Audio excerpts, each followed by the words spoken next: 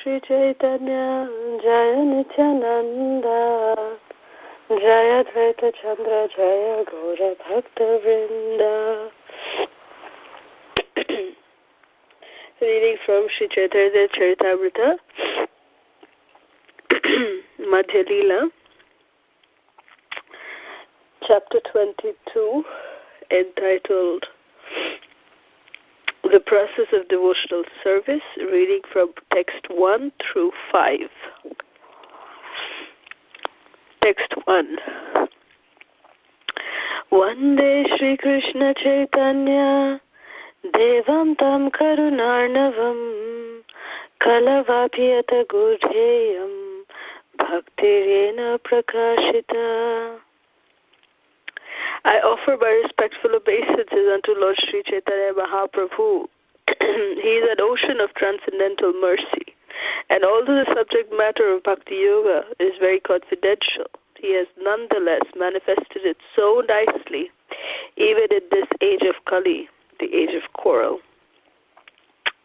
Text 2. All glories to Sri Chaitanya Mahaprabhu, all glories to Nityananda Prabhu, all glories to Advaita Chandra, and all glories to all the devotees of Sri Chaitanya Mahaprabhu. Jaya Jaya Sri Chaitanya, Jaya Jaya Sri Krishna Chaitanya Nityananda, Jaya Advaita Chandra, Jaya Gaura Bhakta Vrinda. Text 3.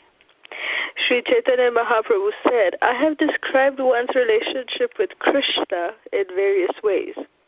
This is the subject matter of all the Vedas. Krishna is the center of all activities. Text 4. Now I shall speak about the characteristics of devotional service, by which one can attain the shelter of Krishna and his loving transcendental service. Text 5. A human being's activities should be centered only on devotional service to Lord Krishna. That is the verdict of all Vedic literatures, and all saintly people have firmly concluded this. Om Ajnanatimirandhasya Jnananjana Shalakaya Chakshurunmilitam Yena Tasmai Shri Gurave Namaha. Namam Vishnupadaya Krishna Prishtaya Bhutale Srimati Radhanath Swaminiti Namine. Namam Vishnupadaya Krishna Prishtaya Bhutale Srimati Jayapataka Swaminiti Namine. Namacharya Padaya Natai Kripa Pradayane Gaurakatha Dhamadaya Nagara Gramatarine. Namam Vishnupadaya Krishna Prishtaya Bhutale Srimate Bhakti Vedanta Swaminiti Namine. Namaste Saraswati Devi Gauravani Pracharine Nirvishesha Shunyavadi Paschatya Deshatarine. Jai Shri Krishna Chaitanya Prabhu Nityananda Shri Advaita Gadadhar Srivasadi Gaura Bhakta Vrinda. Hare Krishna Krishna Krishna Hare Hare Hare Rama Rama Rama Hare Hare. Mukham karoti vachalam pangur langayate girim yat kripatamaham vande Shri Gurung Dinatarinam Paramananda Madhavam Shri Chaitanya Ishwaram. Hariam Tatsat. Hare Krishna. So, this chapter 22, in this, it's actually a very, very beautiful chapter. Very beautifully described. Mahaprabhu very beautifully describes the, in detail, actually, Mahaprabhu describes the process of devotional service. And he not only describes the, he not only describes the process of devotional service in itself, but Mahaprabhu also distinguishes, or rather differentiates between pure devotee and others. So there is a, he talks about the three levels of devotees: Kanishta, Madhyama, Uttama Bhaktas, Uttamadhikaris. and then he also goes on to describe the 6 symptoms that are there about for surrendered souls. And what are the different ways of rendering devotional service about Vaidhi Raganuga Bhakti, Vaidhi Bhakti and Raganuga Bhakti, spontaneous loving devotional service as opposed to regulative devotional service, and the importance of each of them, and in our stage that how we should be very much sticking to the Vaidhi sadhana bhakti, the regulated devotional service. And Mahaprabhu describes what happens if we, go into Raganuga sadhana bhakti, that actually has to come. It has to come spontaneously. And if we try to artificially get involved into Raganuga sadhana bhakti, then what are the dangerous pitfalls that can come? So all of that is very, very beautifully described here in this particular chapter. Even the 64 items of devotional service, they are also very, very beautifully explained here. Mahaprabhu explains it. So this chapter has got lot of information. And whenever this is going to be probably, maybe fourth or fifth time I'm reading this particular chapter. But this chapter, it always makes me reflect to how merciful and how wonderful Krishna is.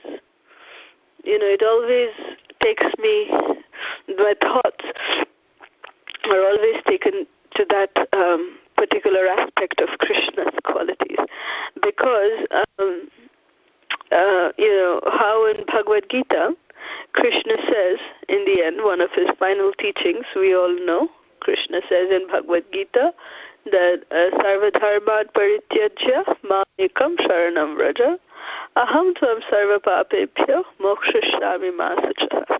Then abandon all varieties of religion and simply surrender unto me. I will deliver you from all sinful reactions. Do not fear. So Krishna is giving like a verdict with a condition.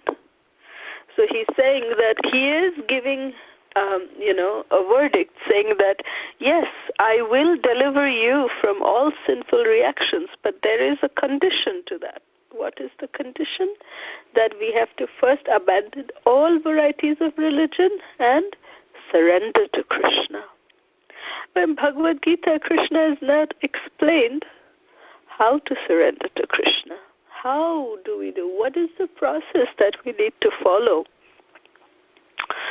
So one of the reasons for Mahaprabhu's descent is this particular reason, to show us in practice that how we can actually surrender to the Supreme Personality of Godhead, that how we can actually imbibe this process of bhakti and truly abandon all varieties of religion and be able to surrender to Nandanandana Shri Krishna. And then Krishna will fulfill what he has promised. So that process of surrendering to Krishna is very vividly talked about here by Sri Chaitanya Mahaprabhu himself. Mahaprabhu so mercifully came in the mood of Srimati Radharani. Krishna came in the mood of Srimati Radharani as Sri Chaitanya Mahaprabhu. And to just give this knowledge to us and a practical example, how Krishna says in Bhagavad Gita, yad yad acharati shrestha tat tat evetaro janaha, that whatever a great man does, common man follows. And whatever standards he sets by exemplary actions, the entire society follows. So Sri Chaitanya Mahaprabhu came to establish that standard so that we can follow his footsteps. That is the purpose of Mahaprabhu's descent, to show all of us how we can actually be devotees of Krishna. Can we, ever find a more, thoughtful, more wonderful, more caring personality like Krishna? Krishna, it would have been sufficient for Krishna to just give us the Bhagavad Gita, or maybe another explanation to follow it. But Krishna said, no, I have to go down myself. I have to come myself to show how to do it.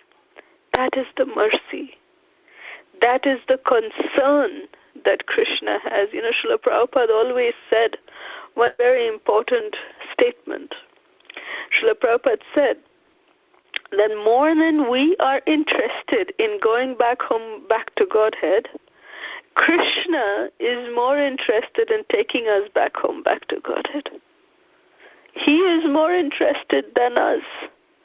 He therefore makes all arrangements, even if we want to forget Krishna, even if we don't feel like chanting Hare Krishna. Our bead bags are like, having those puppy little eyes, and they look up at us. Why don't you pick us up and chant? Why don't you come over and associate with devotees? Why don't you go to the temple, do some seva? This is all, how Krishna is giving us so much of opportunity to just engage in devotional service without any conditions. That is the mercy of Mahaprabhu, because here, when Krishna is by himself, there's a lot of conditions.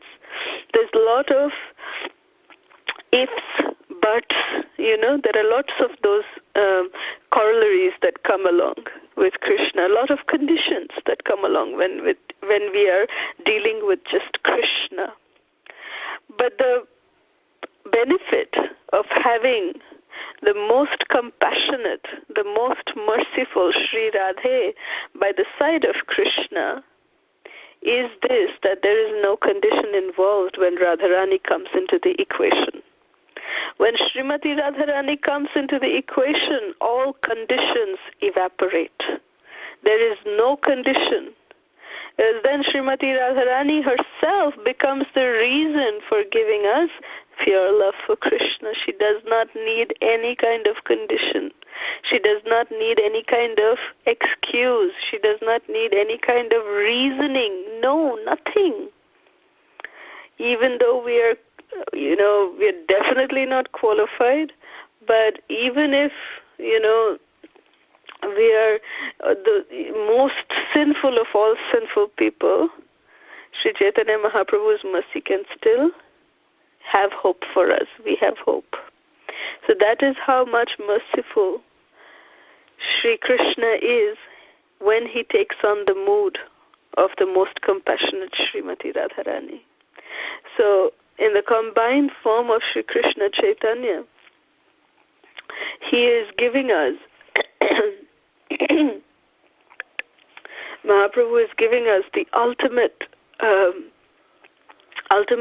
way that we can perfect our life by simply following what Mahaprabhu has given us. Srila Prabhupada very beautifully writes and says, he says that if we can perfect our life simply by following the path chalked down by Sri Chaitanya Mahaprabhu.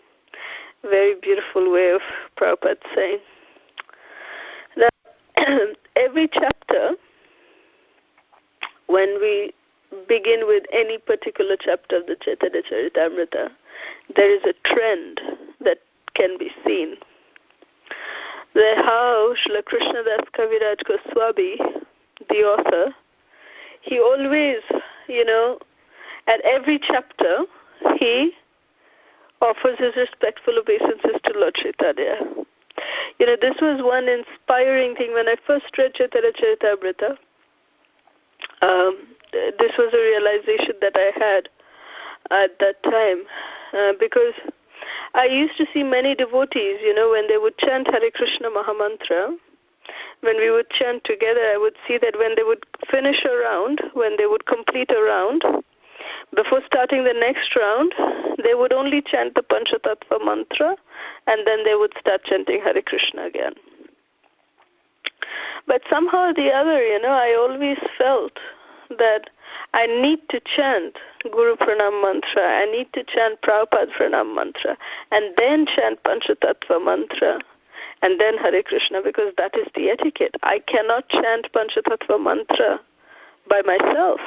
I cannot reach Mahaprabhu on my own. I need the mercy of my spiritual master. I need the mercy of my Param Guru Srila Prabhupada. Only then I can chant Panchatattva mantra.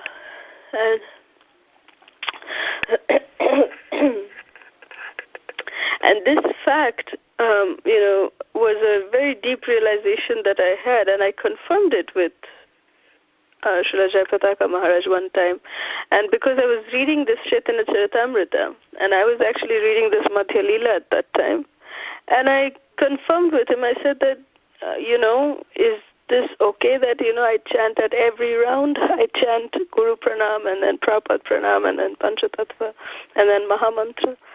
He said, yes, that is good. That is the etiquette. And this was in my mind, that this particular trend that Krishnadas Kaviraj Goswami could have thought that, well, he could have even said, okay, in the beginning of Adi Lila, I am offering my obeisances to Mahaprabhu, so every chapter I don't need to. There is really no need to.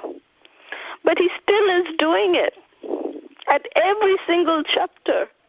Before beginning every single chapter, Srila Krishnadas Kaviraj Goswami is offering his obeisances to Mahaprabhu. He's glorifying the Panchatattva. You'll always see the first 2-3 verses are always glorification by Srila Krishnadas Kaviraj Goswami. Then by taking their blessings, then he starts going into the chapter, into that particular topic of that chapter. So this thing is very, very important for us to, even while chanting Hare Krishna, it's a personal realization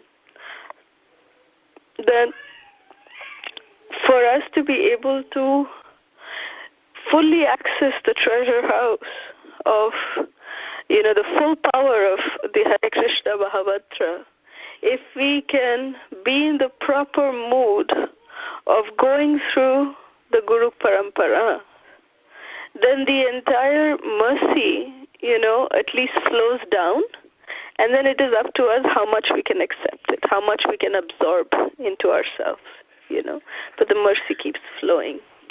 Of course, it is not a necessity, but, it does not take, more than a minute to chant the mantras, but I just feel that it makes it more powerful. The effect is much more powerful. So that's just one realization I wanted to share, which always reminds me whenever I read these beautiful chapters of the Chaitanya Charitamrta. All glories to Srila Krishnadas Kaviraj Goswami for teaching us by his own example how Vaishnavas should behave. By glorifying, our acharyas, by glorifying our predecessors, we should, always be, in gratitude towards them. Then Mahaprabhu, then third verse is when Krishnadas Kaviraj Goswami quotes Mahaprabhu saying that I have described one's relationship with Krishna in many ways. This is the subject matter of all the Vedas. Krishna is the center of all activities. So this is what has been already described in the previous chapter, and here Mahaprabhu is saying that I'm going to speak about, text 4 says, I will speak about the characteristics of devotional service, by which one can attain the shelter of Krishna and his loving transcendental service. So not just the concept of devotional service is mentioned here, but Mahaprabhu is being very specific. It is going to talk about, this chapter will talk about the characteristics of devotional service, and by which what will happen? We can attain the shelter of Krishna and the shelter of his loving transcendental service. So it's not just okay for us to know. Here Mahaprabhu is talking about two very essential points. He's talking about characteristic of devotional service, which means the jnana. And then Mahaprabhu is also saying, well, don't just keep it to the jnana level, but let's move it to the vijnana level. Let's get to not just knowledge, but realized knowledge, practice of knowledge. Let us practice that knowledge. So once we know the characteristics of devotional service, then how we can attain the shelter of Krishna and take shelter of the loving service of Krishna, that is also talked about by Mahaprabhu here in this particular chapter. So it's very, very beautiful. So both knowledge and applied knowledge is talked about here. And Mahaprabhu is saying that a human being's activities should be centered only on devotional service to Lord Krishna. That is the verdict of all Vedic literatures, and all saintly people have firmly concluded this, that every one of our activities should be centered around devotional service to Krishna. So, remember I had once given an example that when we see a normal family, a non-devoted family, not a normal family, maybe that should be called an abnormal family. A non-Krishna conscious family is abnormal family. So, abnormal family, what happens is, everyone wants to be the center of attraction. So, what they do is, the husband, keeping husband in the center, they draw a circle around them. The wife keeps herself in the center, draws a circle around her. Then the kids, they keep themselves in the center and then draw the circle around them. So what happens in such families? The circles, because they have so many centers, they're bound to clash at one point or the other. They're bound to clash. But the difference between an abnormal, non-devoted family and a normal, Krishna-conscious family is that the devotee family, they have only one center.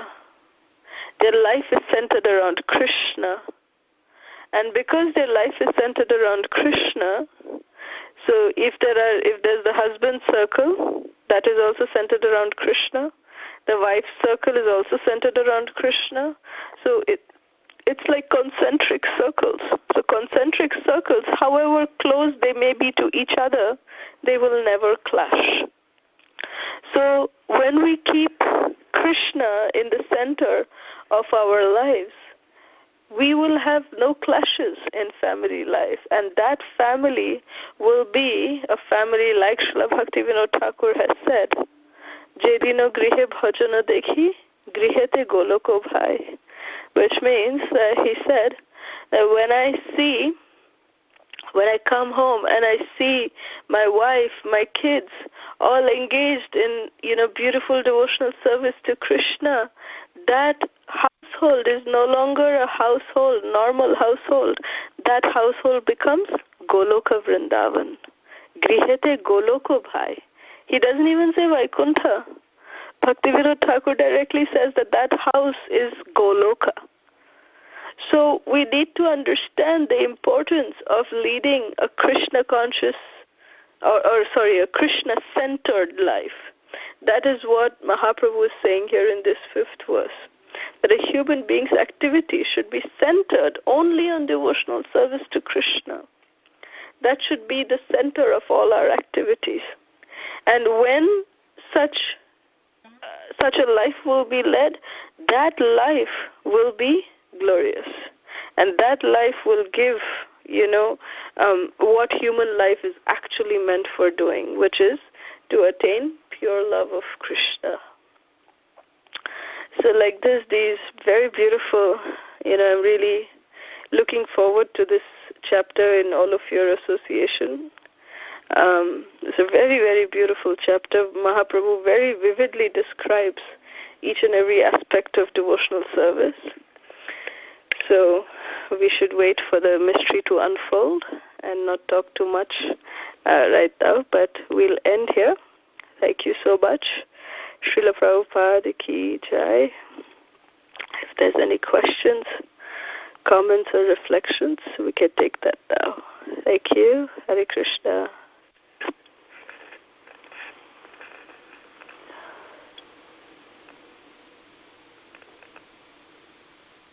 Hare Krishna Mataji, Dandavat Pranam. Wonderful class, Mataji, as always. Mataji, just curious, if you don't mind sharing. You mentioned you have read this chapter, probably this is the 4th time. So you have read the entire Chaitanya Charitamrta 4 times, Mataji? Or just this chapter? No, entire. Oh, wow. Mataji, if you don't mind sharing, can you tell us how many times you have read the Bhagavad Gita and the Srimad Bhagavatam, if you think it's appropriate? Now you're interviewing me. And no, this is going on record. We're only trying to follow your footsteps, with you telling us 4 times. But it's useless. It's useless. No matter how many times I read, I'm not able to live even a moment of my life according to the principles of Chaitanya Charitamrta. That's a shame. So it doesn't really matter.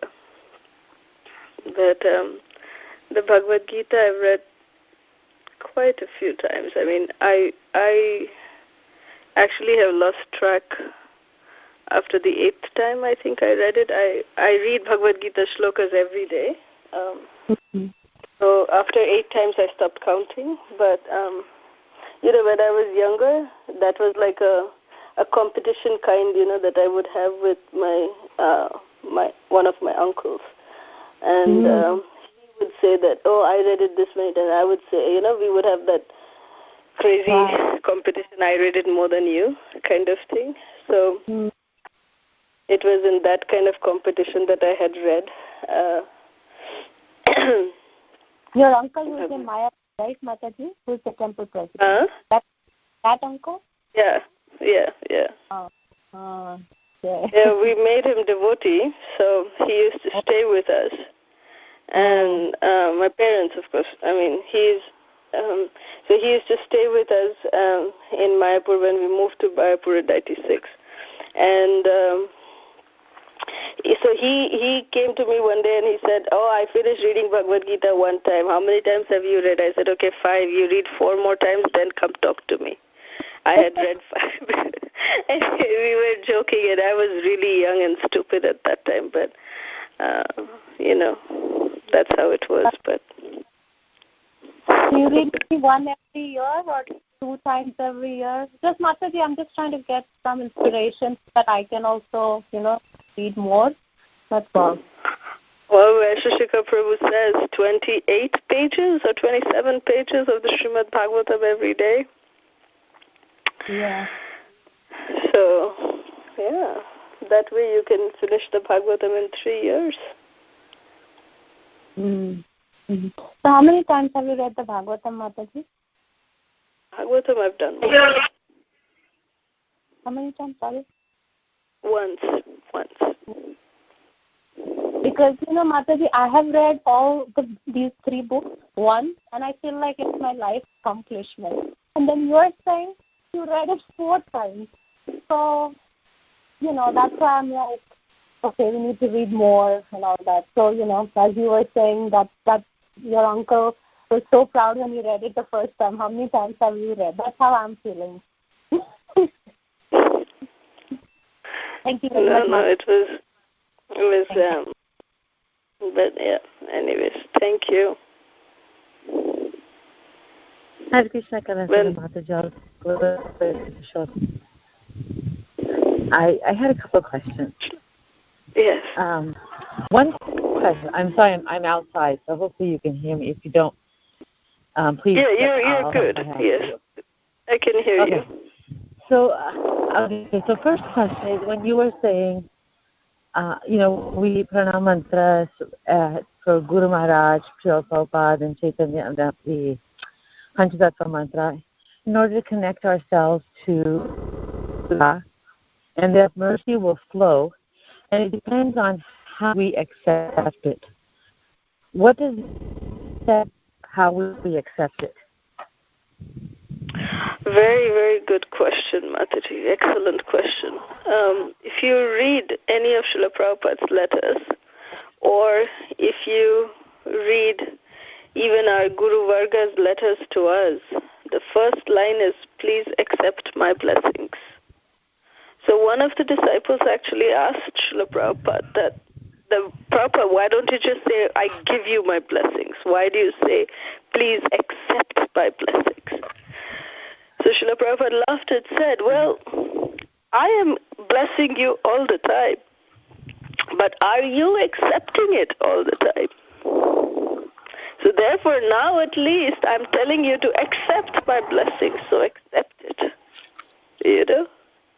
So that is the purpose, that, we are sometimes so lost that we just forget to count the blessings that we have, and that it's constantly flowing down upon us. But we don't even realize it. We don't accept it in that sense. We don't, we undermine its presence to some extent because we don't value it so much, at least in our day-to-day lives, Unless we are like faced with some difficulty, then we say, oh yes, Krishna, give your blessings, oh this, oh that, But Krishna's blessings are always there. Guru's blessings are always there. It's up to us to accept them. So that's why, it is used, this phrase is used, please accept our blessings, like that. Does that make sense? Yeah, it makes sense, but I guess my thing is there something that it would sound really kind of like cliche. Do we we open our heart? Do we say, please, Krishna, bless me, I'm asking you, please, I'm accepting it? Do we say something to ourselves? Is there something that do we do both orally or physically or mentally, that sort of thing I'm asking? Or is it just that every time we... Okay. Okay, or I is got it every that. time? My thought. Okay, okay, go ahead. You tell, and I'll say what I have to say after what you say. Okay. What I was saying is, I think I get what you're saying, but the main thing is that, you see, when Draupadi was calling out to Krishna, that was her calling out to Krishna. And then she accepted that mercy coming from Krishna. But before that, she was not calling out to Krishna. Therefore, she could not accept his blessings. You see the difference? Okay. Yeah. So the thing is that, yes, that's why Srila Prabhupada, he said, we have to prepare our consciousness. That, remember I always say this point that Krishna consciousness, it is actually a moment-to-moment surrender. It's not just enough that if we say, okay, today morning, I got up at 2:45 in the morning, and then I chanted my rounds in the Brahma Muhurta. I'm done with all my rounds, my extra rounds by 5. I am done. Japa completed. I'm done for the day. That's not enough. That way we are then what? Are we saying, okay, duty over, beat bag, you go your way, I go my way? Is that how we take spiritual life? That should not be the way we should do things. But Krishna consciousness is a moment-to-moment surrender to Krishna. We should choose to surrender to Krishna every moment of the day, every moment. So every moment we should try to accept the mercy. Every moment, actually, Srila Prabhupada says, that every moment you have a choice, whether to, go that way or to go this way, to choose Krishna or to choose Maya. We sometimes choose Krishna spontaneously, or sometimes we choose Maya spontaneously without even thinking about it. So are we really, focusing? Are we really putting our thoughts to it? That's called accepting, being in the moment, basically, being conscious, being lively, and accepting the fact that, yes, I am in this conditioned form, a conditioned body, and I need to consciously think about Krishna. I need to consciously surrender to Krishna at every moment. So it is going to happen moment by moment. It's the way we are able to train our consciousness. So it's not so much, I would say physical or mental or whatever, but it's really to do on the platform of the consciousness, basically. Physically, you may be doing many, many other things. You may be working, you may be doing grocery shopping. But what is your consciousness at that time? Savai mana Krishna padara vindayor. Is it that? Or what is it? So that is something that we need to judge all the time. Or at least be conscious of, So that is how we can, that is the process of becoming, perfect in our sadhana. That, why we chant 16 rounds every day, so that we can chant every moment of the day, so that every, blood cells in our body is chanting Krishna Nam. That is the objective. Every breath we are chanting Hare Krishna. That is the objective. Whether we have beads in our hands or not.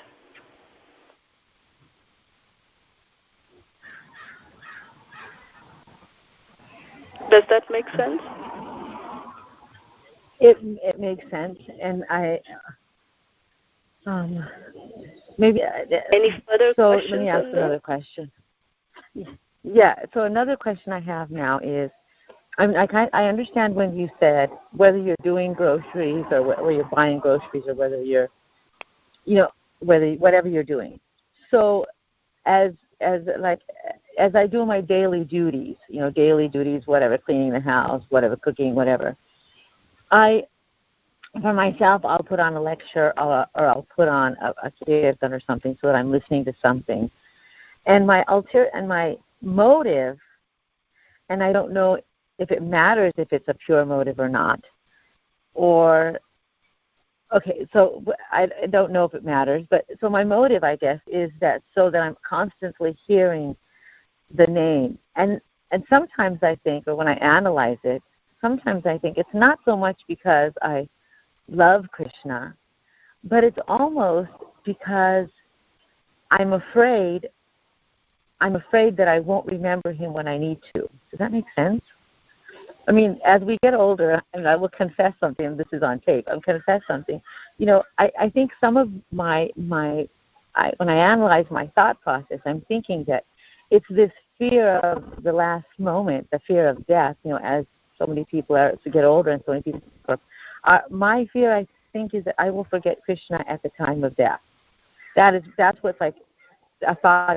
And so I'm almost practicing to do things in a Krishna conscious way so I won't forget him at the end. And I don't know if that's a pure motive or if it's a good motive or a bad motive or it's definitely a good motive to start off with, but the thing is that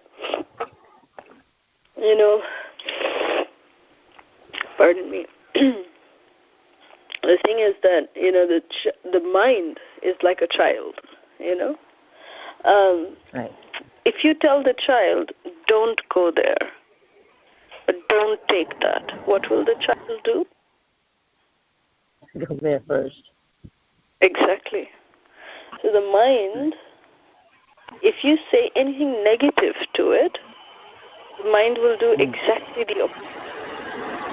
If you tell the mind, don't commit Vaishnava Aparad, it will end up committing Vaishnava Aparad. If you tell the mind, don't think about Maya, or, don't do this, or tell anything in a don't with a negation to it, the mind will do the exact opposite, So one practice that I've learned from Jayapataka Maharaj is that he always says that breathe something positive into the mind, How are you going to stop committing aparad? You say to your mind, glorify Vaishnavas. So if you're glorifying the Vaishnavas, you're automatically not committing any Vaishnava aparad. Right?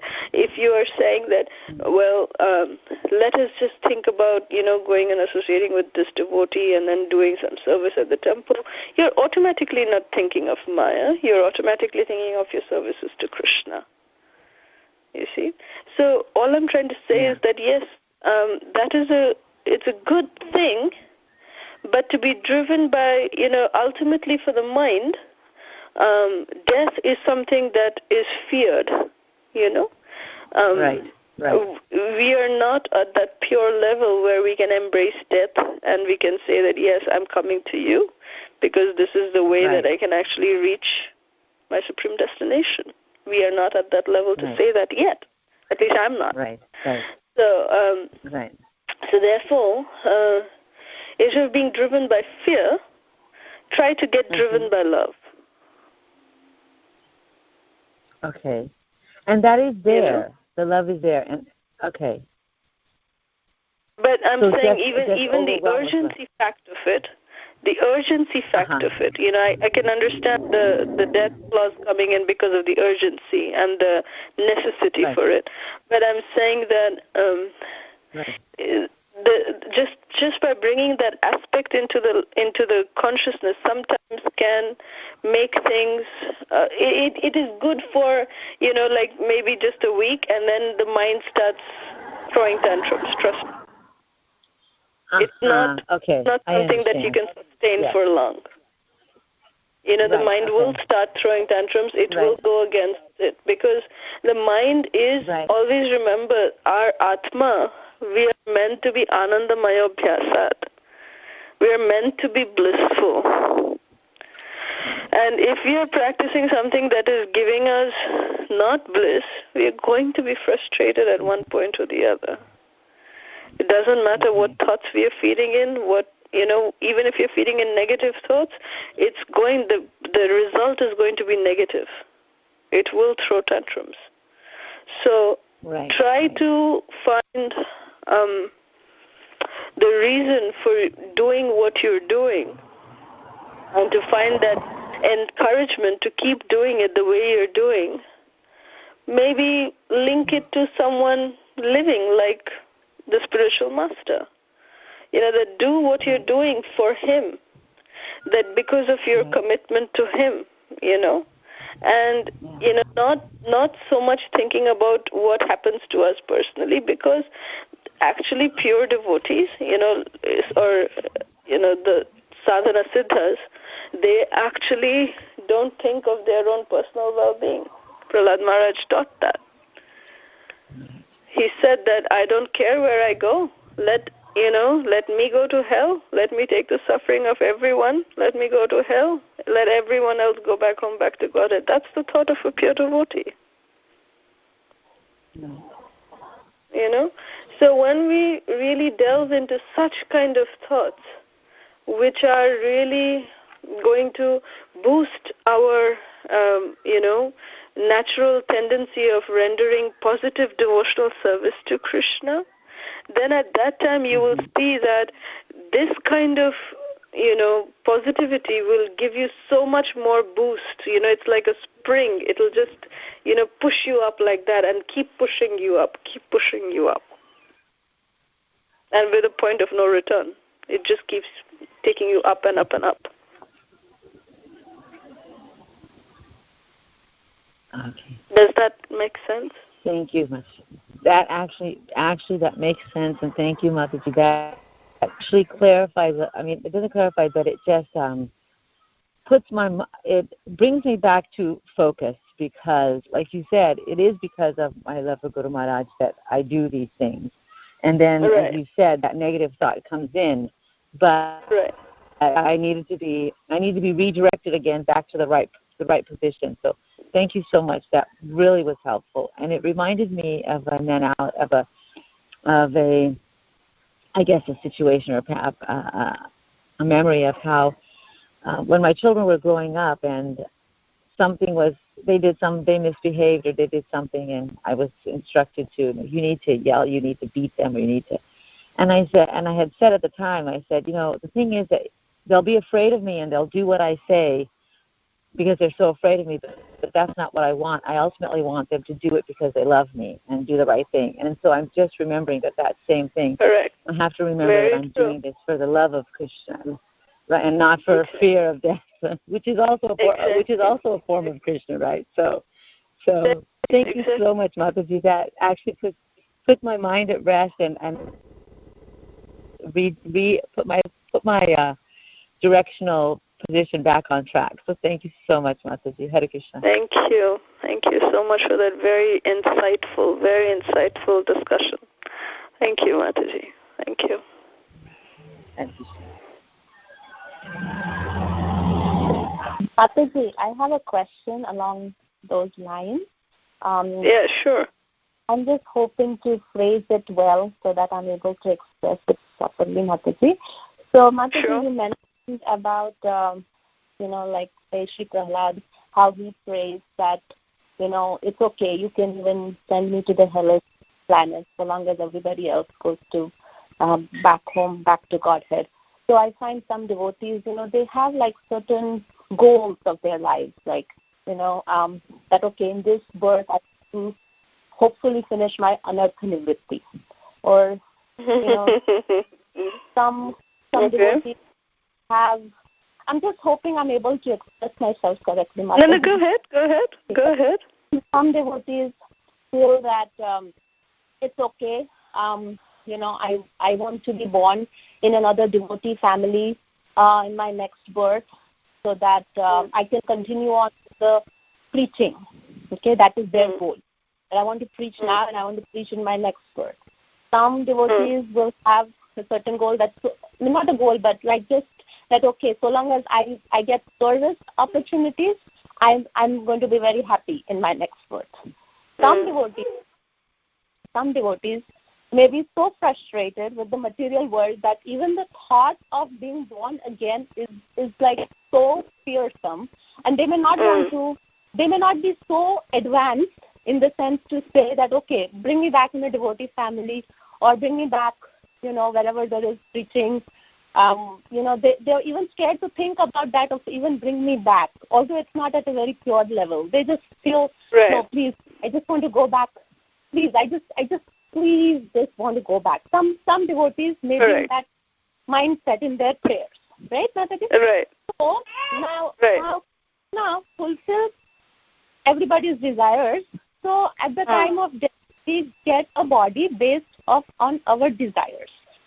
So if somebody had this desire, just this desire, but not so much practically so advanced, just mediocre devotee, but just a very, very strong desire not to come back and please give me service in Goloka. What happens to that devotee, Mataji?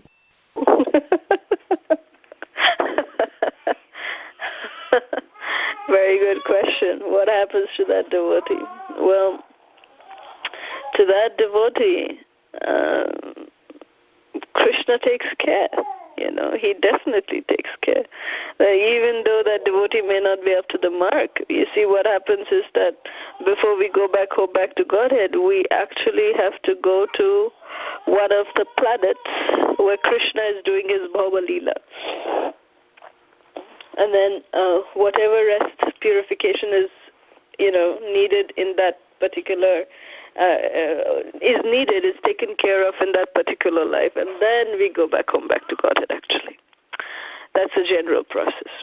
But sometimes there is also the thing that they can go back home, back to Godhead directly. So that is all a choice of Krishna, and it is between that devotee and Krishna. And trust me, that if that devotee has been really, really sincere, really sincere, Krishna will really, really take care of him very sincerely. There is no doubt about it. That Krishna will take care, and that devotee will be satisfied with the way that Krishna is taking care of that devotee. That devotee, although they may be praying for something else, but if Krishna gives them something else other than what they were praying for, they get the understanding that, yes, this is what is probably best for me, if something otherwise happens, So all I'm trying to make you understand is that whatever happens in the life of a devotee, the devotee knows for sure that Krishna is acting directly, and that devotee is fully assured that Krishna is taking care of that devotee, and Krishna is indeed taking care of that devotee. So whatever will happen to that devotee will be for the best of that devotee. for the best of that soul. Mm-hmm.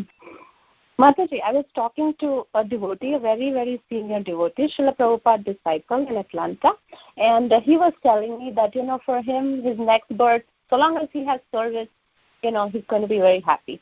So I said, so you don't want to go back home? He said, I'm not that qualified, and something like that he said. So then I said, but then if you have desire, then Krishna will take you. So then we didn't have a very successful answer conversation. Like it was just like left in the air. That's why I asked. So is the desire in I know Krishna will take care eventually. He said, that person may be born in Dharma Vrindavan. But is that desire, just to have the desire enough? Because to me, for that Srila Prabhupada disciple, he didn't have that desire either. It just felt like he was very happy in his service mood, because he's such an advanced devotee. So he's very happy being a service, of service wherever he is, in whatever form he is. So he's not saying that, okay, I want to go to Goloka. Whereas somebody might be saying, I really, really just want to go there and serve over there. Does that make sense? Yeah, Krishna is Bhavagrahi Janardhan. You see, what happens is that some devotees, they just don't want to go anywhere. They just want to, continue on with their service. Krishna will make sure that they're in service, Srila Prabhupada said Jayananda, has gone back home, back to Godhead, and he's building Rath Yatra carts there also for Lord Jagannath. Prabhupada said that about Jayananda Prabhu. So, there are such devotees who have perfected their lives, and, they have gone back home, back to Godhead, and continuing their services over there too. So it's all up to Krishna and that devotee. And we should always understand one thing, that yes, when we talk to senior disciples of Prabhupada or, there's many things that they might not be sharing with us out of their humility or out of their, etiquette. So we should not take things at face value in terms of